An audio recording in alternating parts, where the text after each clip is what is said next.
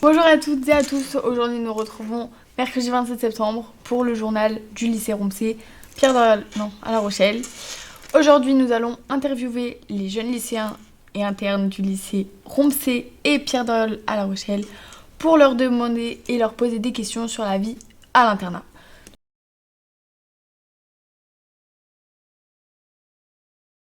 Alors, peux-tu te présenter? Je m'appelle Swan, j'ai 17 ans et je suis en terminale ASSP à Doriol. Très bien, tu es interne? Oui, je suis interne depuis maintenant 3 ans. As-tu vu des changements entre ton année de seconde à terminale? Par un changement, non, j'en ai pas vu grand chose, à part les chambres que nous les garçons on change de bâtiment. Donc le bâtiment blanc, c'est principalement les secondes qui viennent soit le dimanche ou le lundi matin. Et après, les internes qui viennent le lundi matin, qui sont en terminale, ils viennent dans le bâtiment marron qui est juste derrière nous, avec les panneaux solaires. Donc le premier étage, il est fait avec que pour les premières et les deuxièmes pour les terminales. Donc après, en changement, non, j'en ai pas vu grand-chose, principalement. La vie en communauté, tout se passe bien? Ah oui, je suis avec de très bons colocataires qui sont aussi à Romsey. Je passe une très bonne année en tant que terminale dans ce bahut, on va dire. Et franchement, non, je n'ai pas de points négatifs à dire. Aucun? Aucun, vraiment. Je passe de très bonnes années, que ce soit avec les pions, avec les terminales ou encore avec l'établissement complet, on va dire. Si tu aurais imaginé un internat parfait, tu aurais des changements? Peut-être la salle des jeux peut-être un peu plus grande, peut-être des activités au soir comme des activités sportives, peut-être des sorties aussi, ça pouvait être bien. Par exemple en fin de vacances ou peut-être fin d'été par exemple, ça pouvait être très bien. Imaginons une semaine quelque part à voyager, ça pouvait être aussi excellent, on va dire. Mais après non, je n'ai pas changement à dire, principalement. Et le rythme de l'internat? Ça se passe très bien, le rythme, qu'est-ce que j'ai à dire? Le matin, c'est vrai que c'est fatigant de prendre le train ou comme les transports, mais après le dimanche soir, c'est fait pour ça, on va dire. C'est fait pour venir le soir, pour pas qu'il y ait de changement avec l'heure, ou que ce soit avec la fatigue. Parce que le matin, c'est assez tôt. Oui, c'est assez tôt, parce que moi je viens à 5h, je me lève à 5h pour prendre mon bus, donc c'est assez tôt le matin, et après que j'enchaîne directement les cours, c'est vraiment compliqué, on va dire, d'écouter. T'arrives le dimanche ou le lundi? Le lundi matin. Et tu vois une différence entre les personnes qui viennent le dimanche et le lundi? Non, pas principalement. Non. Non. D'accord, très bien.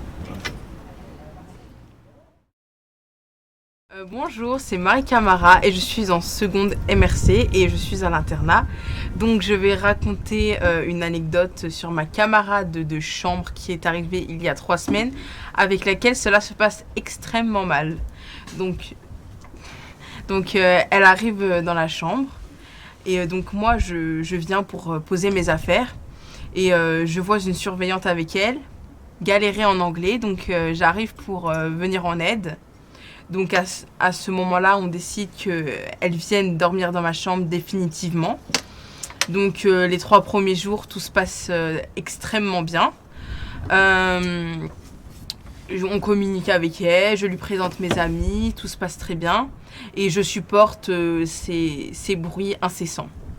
Mais au bout de 3 jours, moi et mon autre camarade de chambre commençons à ne plus supporter ces appels tardifs avec ses amis, je précise dans une autre langue, donc nous comprenons rien à ce qu'elle dit.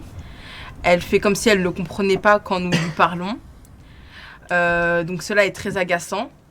Dans la nuit, nous entendons de la musique qui revient de nulle part, extrêmement fort. Donc comment dire que le réveil à 6h est assez sympathique. Puis ensuite, quand nous sommes dans notre lit, les yeux à peine ouverts, elle allume la lumière. Ou dans la nuit, elle vient avec un gros flash en allumant la porte brusquement. Donc c'est assez agressant pour le cœur.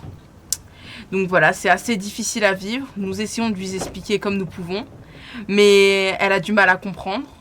Elle dit qu'elle s'en fiche et qu'elle ne comprend jamais ce que je dis alors que j'essaie de lui parler en français et en anglais. Mais cela est quand même difficile. Donc voilà, c'est assez galère de vivre avec une personne qui s'en fiche du respect des autres et qui pense qu'à sa petite personne. Voilà. sur un fait qui s'est passé il y a environ 2 ou 3 semaines. Voilà, je suis arbitre de football. J'ai arbitré le match Caponis contre ES La Rochelle en U16 Régional 1. Ça s'est mal passé. Durant le match, j'ai en tout mis 3 cartons rouges et 7 cartons jaunes, dont les 3 rouges et 4 jaunes pour l'ES La Rochelle. Ça s'est très mal passé, je me suis fait insulter de tous les noms. Enfin voilà. Et à la fin du match, quand j'ai sifflé le coup de sifflet final, je me suis fait encercler par toute l'équipe de l'ES La Rochelle, plus des spectateurs, plus des coachs. Pratiquement tout le monde à part des gens de Caponis.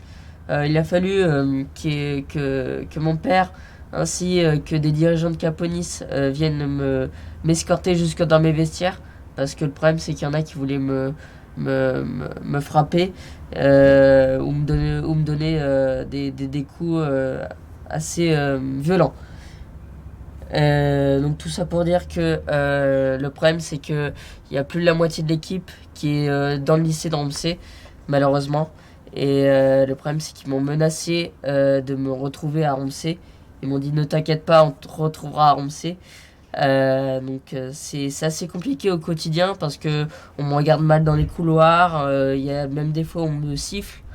Et puis je vous prends un exemple. Le soir à l'internat, quand on veut jouer sur le City, le problème c'est qu'il y en a certains qui connaissent justement ces joueurs et donc du coup se vengent sur le City.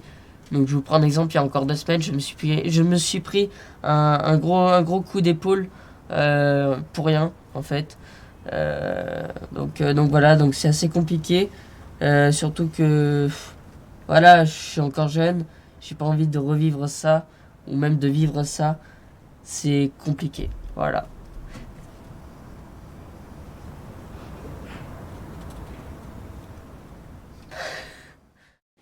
L'internat, franchement, au début j'avais un peu peur. Quand j'avais fait les portes ouvertes, au début ça n'avait pas tellement parlé. Je pensais que c'était quelque chose que j'allais pas pouvoir gérer entre le lycée qui est juste à côté et le monde que ça représente, les études. Et finalement, dès la première semaine, ça allait. Maintenant, je me suis fait des amis. Tous les soirs, ils viennent dans la chambre. Ce soir, on est 5, 6, ça dépend. Même le mercredi après-midi, on est plusieurs dans la chambre à jouer, à rien faire. Sinon, on va faire du basket dehors. Et sinon, l'internat, en fait, j'ai toujours été petit, j'ai toujours été seul. Parce que mes parents revenaient tard le soir, partaient tout le matin. Et du coup, je pouvais gérer ça, d'être seul ou sans mes parents à côté. Donc oui, je gère plutôt bien avec le lycée qui est à côté. Donc pour moi, l'internat, c'est quand on prend ses marques, c'est facile à vivre, après ça va tout seul. On a eu des moments assez marrants parce que à chaque fois qu'on y allait, il y avait énormément de vent, de vagues, tout ça. Et j'étais dans un groupe où il y avait quelqu'un qui avait assez peur de l'eau. Donc c'était marrant pour nous, mais moins pour lui. Et ce qui fait qu'à chaque fois qu'on faisait de la voile, on ralentissait, on augmentait. Des fois on tombait à l'eau, lui aussi. Et ce qui nous est arrivé à un moment donné, c'est que lui il s'était pas détaché du bateau et il était tombé dans l'eau. Du coup en fait on le traînait un petit peu. Et du coup voilà. Ensuite on a fait de la voile comme ça toute l'année. En fin de CM2, on a continué à en faire. Cette fois-ci, on a changé de classe. Et cette fois-ci, on a changé de bateau aussi. On a pris des bateaux plus performants. Et donc là, cette fois-ci, on était à 3, 4 sur les bateaux. Donc pareil, on était tous un petit peu plus habitués sur les bateaux. Et après l'école, j'ai continué à faire de la voile. Pas longtemps, juste 1 ou 2 mois. Et à ce moment-là, j'ai rencontré 2-3 amis de Foura, à côté de La Rochelle. Et on a continué à faire de la voile. Et là, cet été, du coup, là, d'ici pas longtemps, on va refaire pour essayer de continuer la voile. Voilà.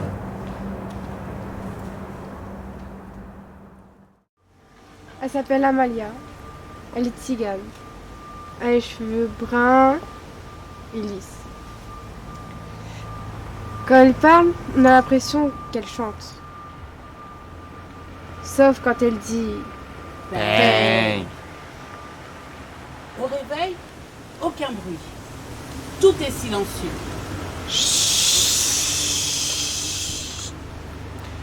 Amalia se rend dans la cuisine. Là, elle vit Notre-Dame de la Garde par la fenêtre. Comme les cigales de Massilia.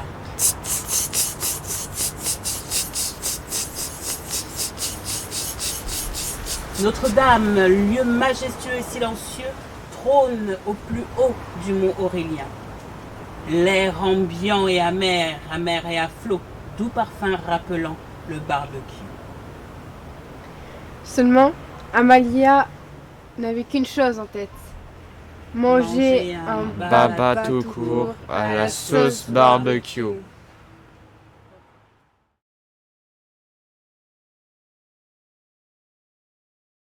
Ça s'est passé justement au self. Du coup, j'étais en train de manger au self. C'était justement des pâtes. Il y avait des pâtes et je sais plus trop quoi. Et justement, il y a eu, pour le rab, justement, je suis allée demander du rab et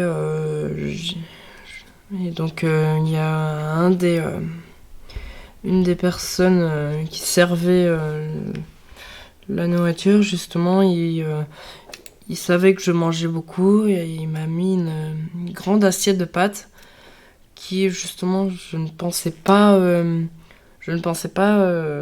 que j'allais tout manger.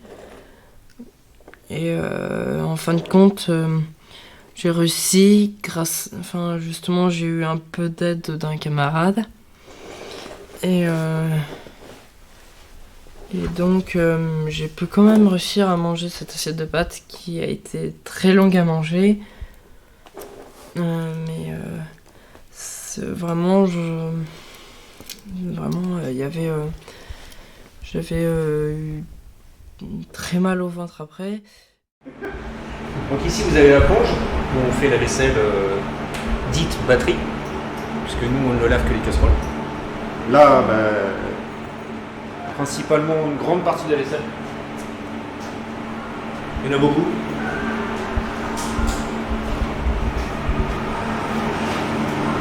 Il y en a une grande partie. Là, vous avez les préparations froides, où on va préparer les entrées le matin et éventuellement le soir pour les internes. Il y a des internes dans l'eau.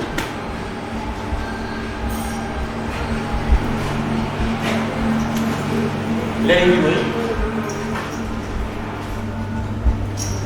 Là où on va préparer tous les légumes qui arrivent pour le nettoyage. Et qu'on puisse après éventuellement les préparer pour les entrées. Éplucheuse à patates, le robot qui va servir pour couper les légumes, ça c'est une sereuse à salade. Rien de... pour nous c'est classique.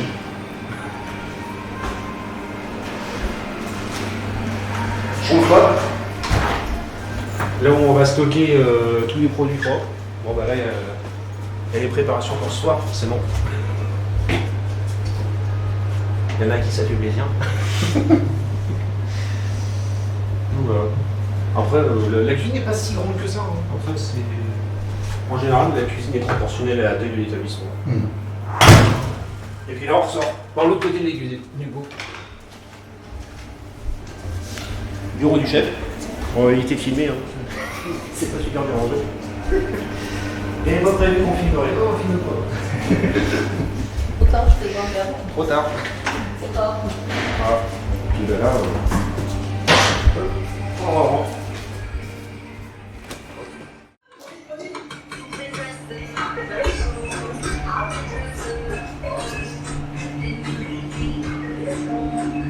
Mon collègue qui vous a préparé ça pour demain pour le 4 heures.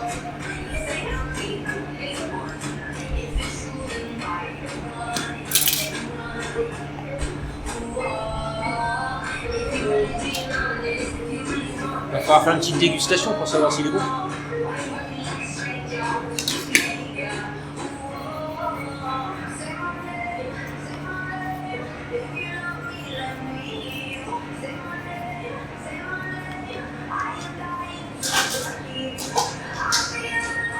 Petit gâteau pomme cannelle.